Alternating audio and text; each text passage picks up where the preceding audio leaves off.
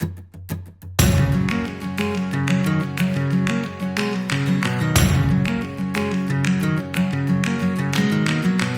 everyone, I'm Tejas Pisapati, and I'm back with another episode of the Dialog at UX Coffee Hours. It was a great week since the last episode. Thank you so much for everyone sending me messages that you find value in what Susan talked to you about. That was super encouraging for us, and thanks for that. This week, I'm going to talk to a really good friend of mine and one of the original 7 mentors on UX Coffee Hours, Anuj Tewari. Anuj and I go way back before we started our careers in the industry. Anuj is now a research manager at Facebook, and he previously built or led research teams at companies like Uber and Salesforce. Hey, Anuj, welcome to the Dialogue at UX Coffee Hours. Thanks, Tejas. This is awesome. I'm really excited to see how the community has grown. I can't believe we just started this like a little more than a month ago, was it? Right? It's actually a month ago. Wow, that's crazy. That's amazing. Yeah. And it's yeah, really if I remember it right, April 20th was when we went live, I guess. That's amazing. Yeah, and thanks for having me join. Oh, great. Thanks so much for joining us. Can you tell us a little bit about yourself and what you do? Yeah. So as I just said, my name is Anuj. I currently support a research team on Messenger Business, and I've been at Facebook since November of 2018, so a year and some change. Before that, I spent a year sort of building out and managing the UXR team at Salesforce on Sales Cloud. And then before that, spent a couple of years at Uber, where I started off as a UX researcher, but transitioned into a management role there, built out their data products team, data products UXR team. And then before I was leaving, also kickstarted some of the research on the self-driving car program. Awesome. This is super impressive. Thank you so much. Let me give you a quick update on where UX Coffee Hours is as of today or this afternoon. So we have more than 120 mentors from 40 plus companies globally. Mm-hmm. We grew from our original 7 to 120 in about a month, and we are growing strong every single day. Tonight, I'm going to upload a few more mentors onto the network. But I also want to thank you for championing this effort on the other side of the bay at Facebook. Thanks for spreading the word and helping bring fantastic mentors on board. It's just so the comments I've been getting is that it's such a great opportunity because, this is one of those things that a lot of the professionals in the UX industry are thinking about, like, how do I help the community? And there are so many resources like this for like engineers, I feel, but there's very limited sort of support and guidance available for like UXR and like UX in general. So I think like this is something that people have been looking for. Awesome. Thank you so much. So let's dive into the questions for today. So one of the popular questions our mentors were asked during our one-on-one coffee chats is, what do hiring managers look for in a research resume? Right. So let me give you some context here. So students or early stage researchers have a lot of trouble getting the first call from companies or getting through the first few steps in the hiring process, right?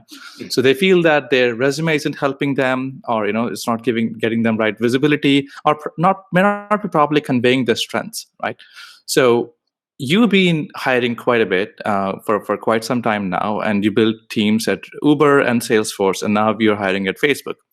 What do you look for in a UX researcher resume, and what are your tips for students or like at least researchers to help get through the first stage? Yeah, that makes sense, and I think it's consistent with what I've been seeing in some of these conversations, like going through resumes and getting feedback on that has been a constant theme.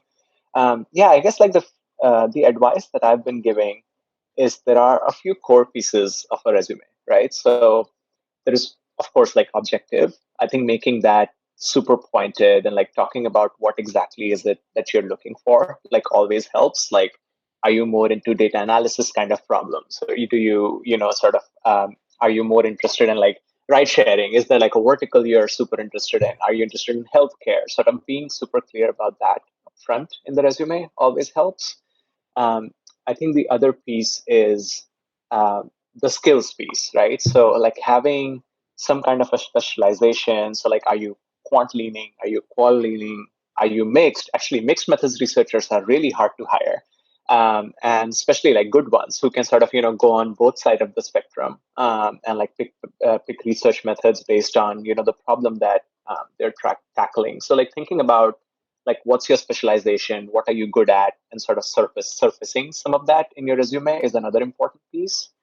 And I think like I guess like a pitfall or a mistake that I see a lot of resumes making, is like going super deep into what exactly you did for the research projects and like skipping sort of the impact and what it ended up doing like altogether.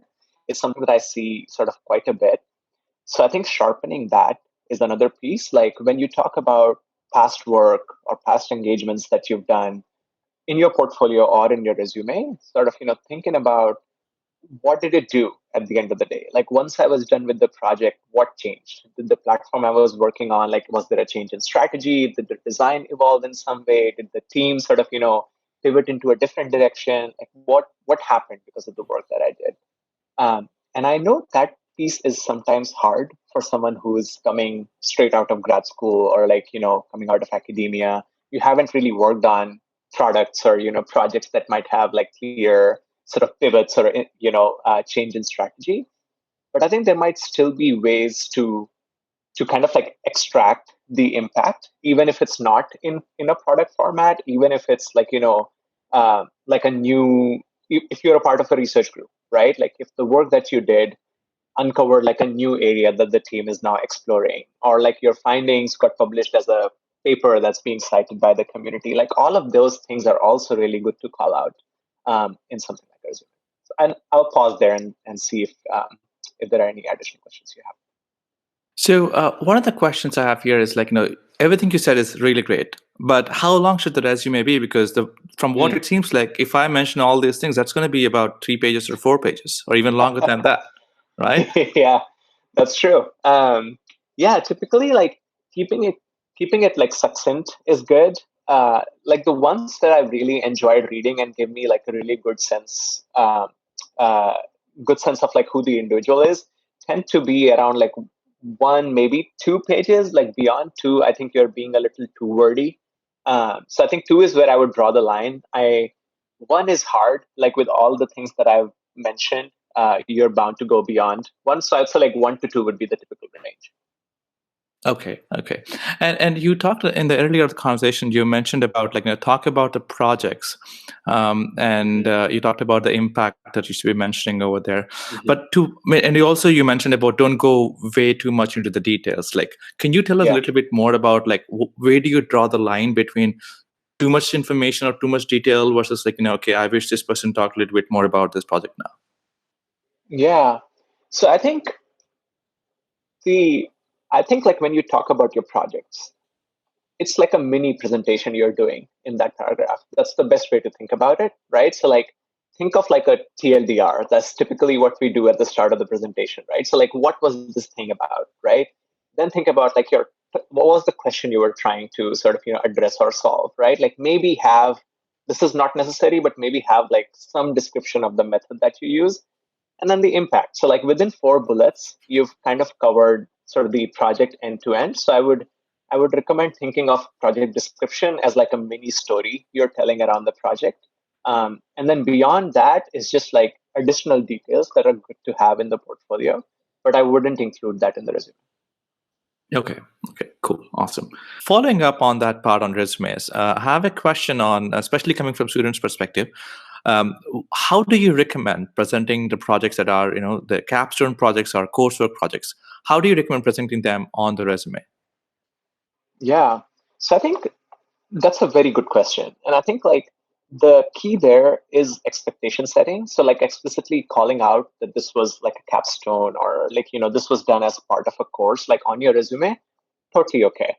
And I think once you set that expectation, like the hiring manager or the recruiter kind of already knows what to expect, that we are not necessarily looking for like massive product wins or something that came out like a massive impact produced by the project. So doing that upfront, but then like following the same methodology as I had described earlier. So like again, being super clear with the question, super clear with like what was the method, and what came out as the outcome is fine, and you can just leave it at that. You don't have to talk about impact if you didn't have like long-term impact of any sort. But again, like just like set the expectations very clearly would be my guidance. Awesome. Thank you so much. This is super helpful. Let me ask you the second question I have. So let's say that assuming someone took all these insights and then created a fantastic resume, and then they got the call from the hiring manager or recruiter, or and then they passed through first few rounds. And I think the next or probably the last round that they would be going through is where they have to give a research presentation. Some people call it portfolio, but it's basically research presentation, right? So shall we talk briefly about the presentations what do you look for in those presentations? Like, what do you ideally do? You have a framework in mind that you would recommend people to follow?